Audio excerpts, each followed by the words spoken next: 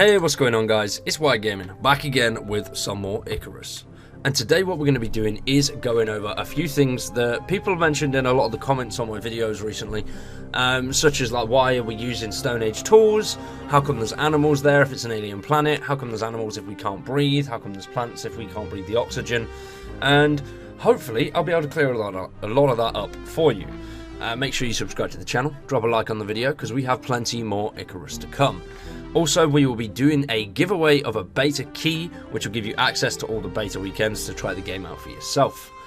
Make sure you go check out the Discord. The link for that is in the description below, and the giveaway will be going on there. We will announce the winner on Friday, and well, it will go live at sort of 1 AM UK time. So we'll announce it probably a couple of hours before it goes live, so you'll be able to get yourself a key and get stuck in. Now, what we have first is this video here. This is called No Rescue. Now this is what the devs released themselves quite a while back. Apparently a lot of people haven't watched it because it answers quite a few questions. Icarus was supposed to be a second Earth. Some kind of paradise brought to you by the best scientific minds in the universe. Yeah, right. You know, wonder they called it Icarus. Big planet-sized dream that came crashing down. They had no idea what they were in for. No one did. They fucked it up. Pure and simple. I've done a lot of crazy shit in my time, eh? But Icarus, that was next level. If you couldn't find food, you died. If you couldn't find oxygen, you died. If you couldn't find shelter from the storms, you died. Mo, she was an engineer. Xeno-engineer. She was sent with the team to terraform the place, so... yeah, she was there when it all went to hell. The other guys, they left as soon as they could. But not Mo. That wasn't her style. She was there to make money. Like the rest of us. People died on Icarus all the time, you know? You just tried not to think about it. What happened to her was no accident, no way.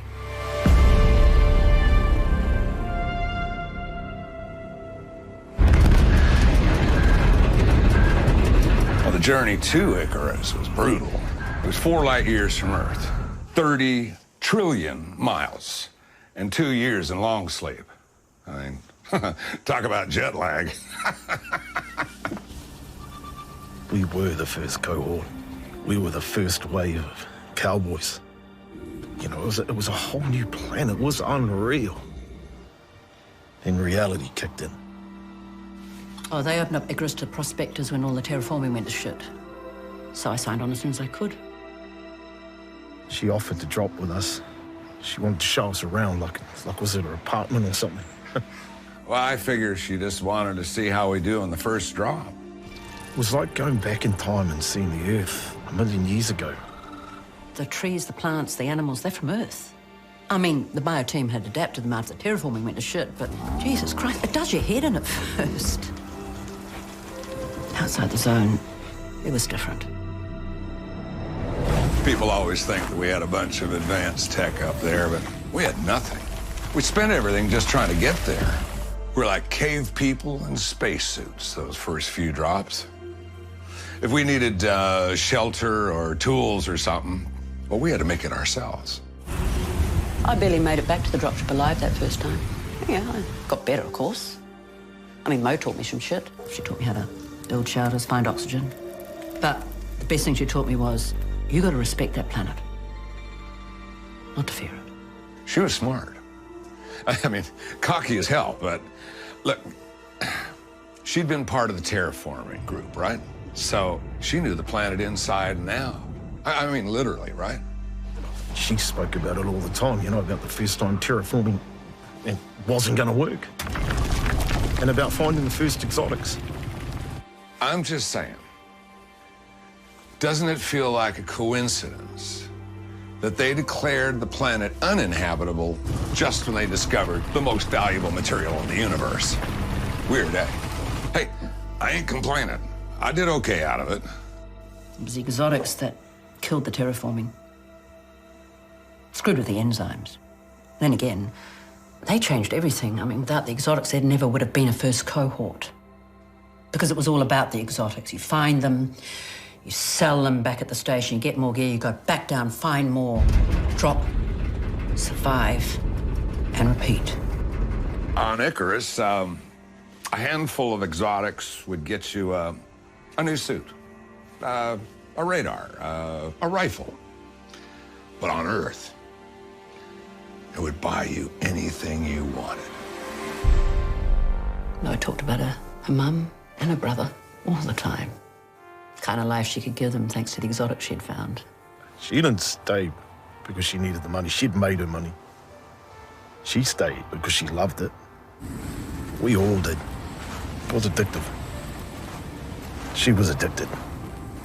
The second you felt comfortable on the surface, you take your eye off the mission clock. And that's how people died. It happened all the time, eh? You know, people would miss their window to get back to their ship, and then there was no way they'd get back to the station, and that was it. You'd never see them again. Shitty way to die, that's for sure. The drop started off fine. None of us had ever been to that part of the planet before, not even Mo. Prospecting in unfamiliar areas, I hated it. But there was always more exotics and undiscovered areas, so none of us knew what to expect. Not back then, but Mo, she was like a moth to a flame. Didn't even notice she'd wandered off. If you're asking me if I feel guilty for what happened to her, I do. We looked for her as long as we could. But, you know, there's a big storm coming, and you don't hang about for those ever. The bear attack was my guess. The forests were full of them. I mean, anything could have happened. It wasn't an accident. Mo didn't come back because she didn't want to come back. She knew she couldn't go home, not after what had happened to that planet and the part she had played in it. Look, Mo didn't want to die. She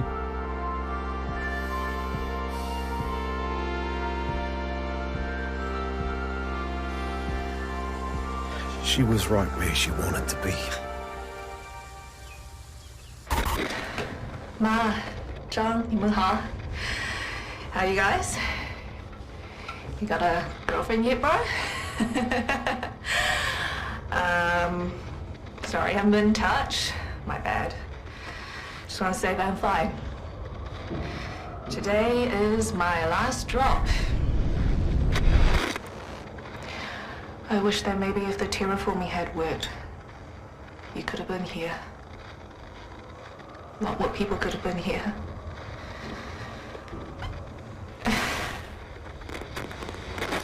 I miss you guys. Thank you. You know, I'll see you guys soon. Bye.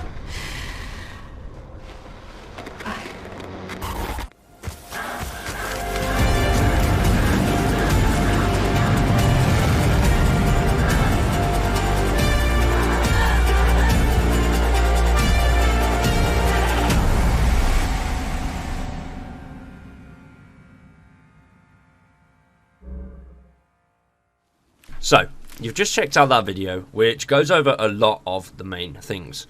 Sort of why animals were there and all that kind of stuff. But we're going to go over it again in a little bit more layman's terms because I'm a bit special. And yeah, some of it is very complicated. The main storyline and how things have actually worked is quite complex. And it's very sciencey, which you know, I don't know. I'm not a physicist or whatever it is. Don't know.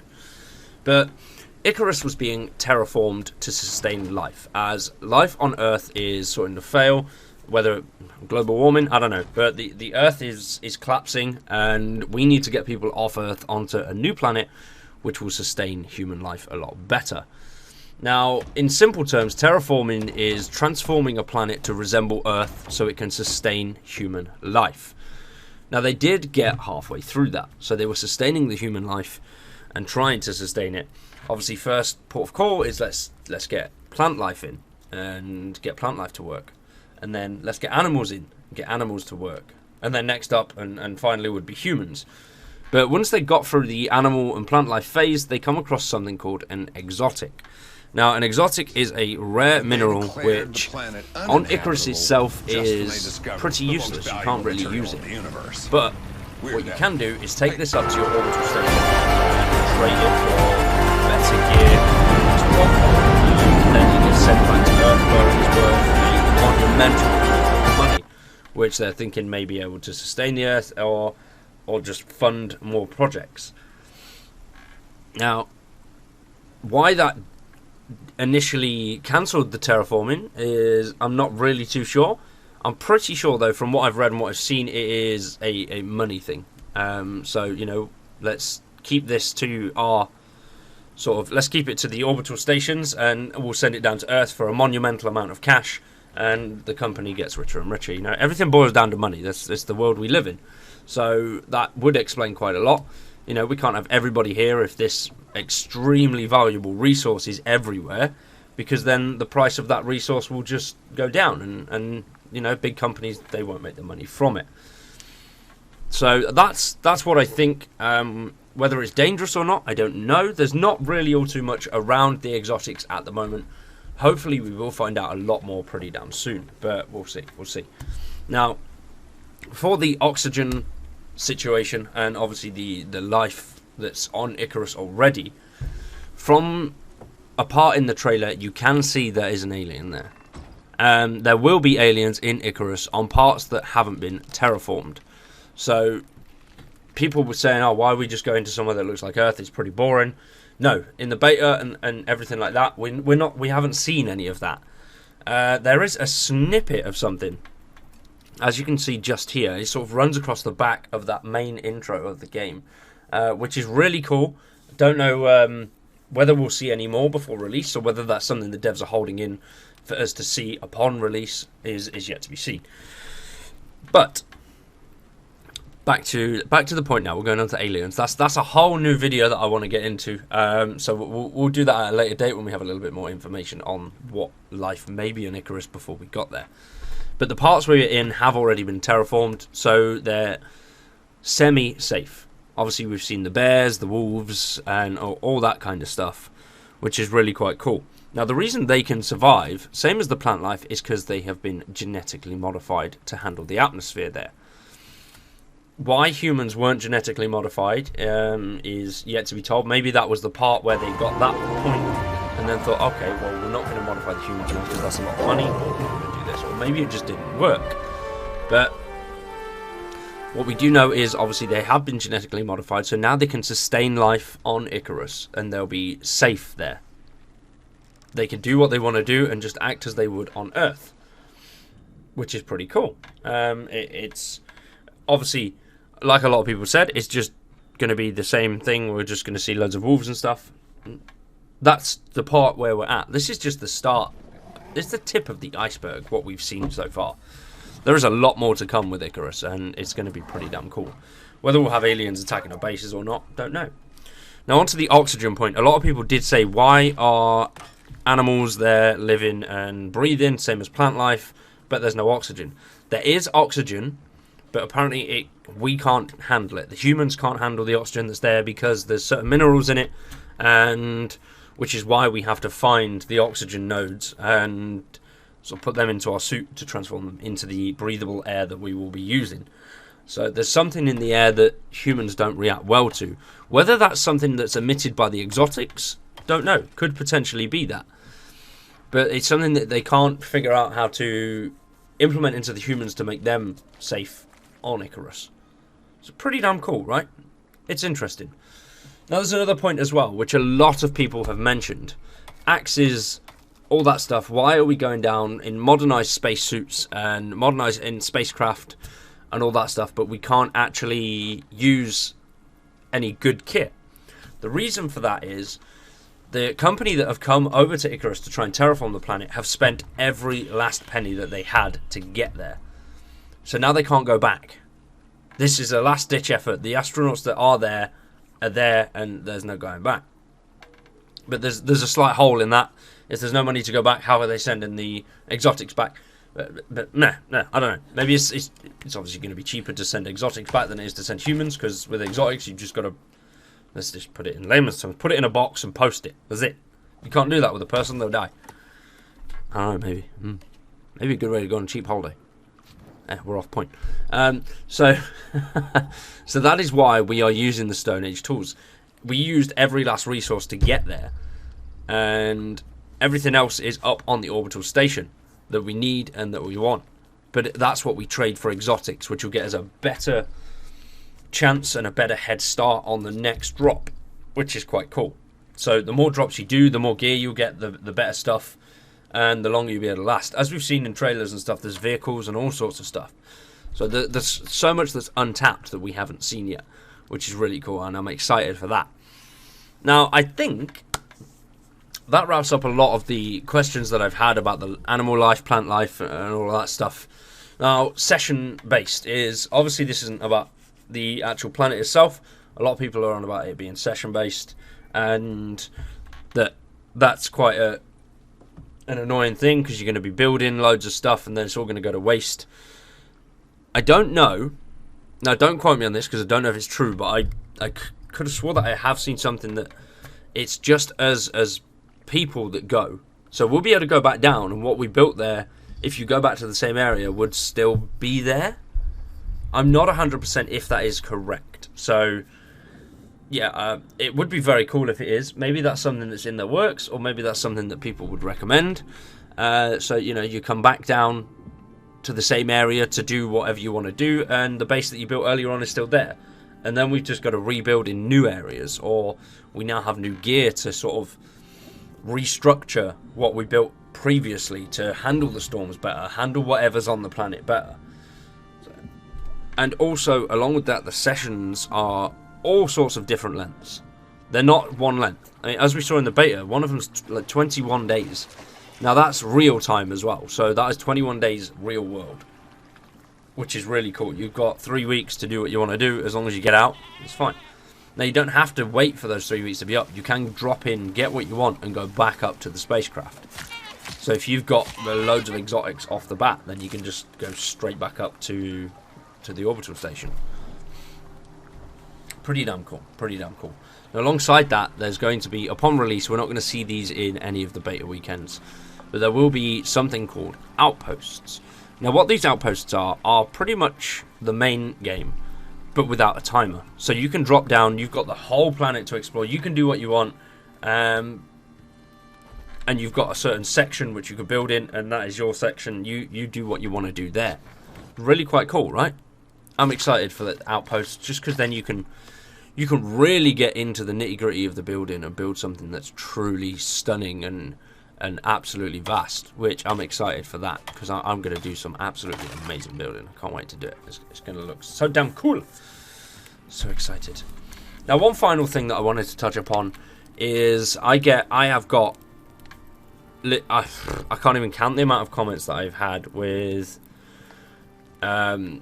people slating Dean Hall, saying, oh, I'm not buying it because he's involved. It's going to be a shit game because he's involved.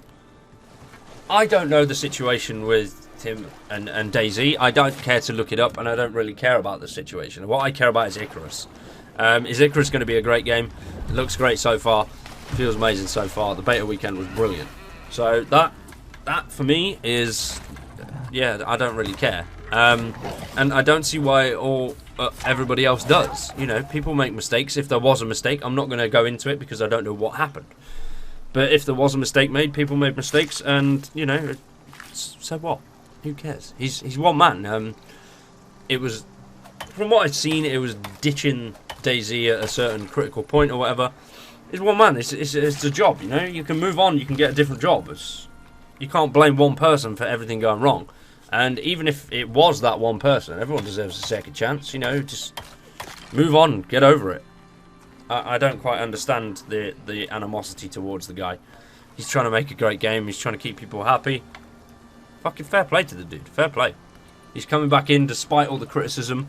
He even said in one of the streams, his number was leaked, and he used to get phone calls and messages of people abusing him. No one deserves that, man, that's shit. People that do that are just shitty people. Yeah, people are, you know, there's no need for it. The guy's doing his job, he's trying to make a great game for everyone, and so far from what I've seen of Icarus, he's made a great game. Touche, hats off to you, dude. Well done. And well done to all the team that have worked on Icarus. It's fucking beautiful, and I'm looking forward to the next beta weekend. But anyway, if there are any points that you think you could elaborate more on or touch up on, please let me know in the comments. If there's anything that you think I was wrong about, also let me know. You know, I'm open. I am learning as much as I can about the game, but there's not that much to learn at the moment. Which is, I think they're trying to keep a lot of the story and a lot of main features very secretive. Which is great, because you don't want a beta where you get in, you get everything done, and you do everything, and then the full game's out, and you're like, oh, okay, I've done all of this, now I'm just doing it at a higher level. It's boring. No, man. I like secrets. I like finding things for myself. As I'm sure a lot of gamers out there do. That's the beauty of the game. You know, you find new things that you've never seen before. There's cool stuff that you've never been near. So, yeah, I'm looking forward to it. Anyway, follow the Discord, drop a like on the video, subscribe to the channel. Stick around with the Discord. We will post the giveaway in there at some point. So, massive thank you for everybody that has joined, and we will see you very soon with some more Icarus. I've been Wired, you've been awesome. Thanks for watching. Peace.